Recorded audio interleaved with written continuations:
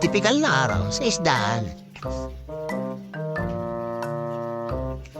Pili lang po kayo, baka may matipuan kayo. Kuya, magkano dito? 499.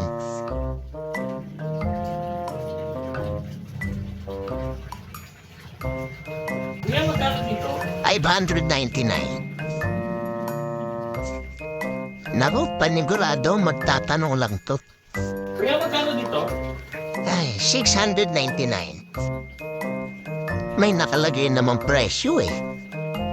Kuya, magkano dito? 799. Di ata marunong magbasa tong oras na to. Kuya, magkano dito? Naku, 899. Alam ko na bibili nito pagkain sa isda. Kuya, pabili pa kayo ng isda.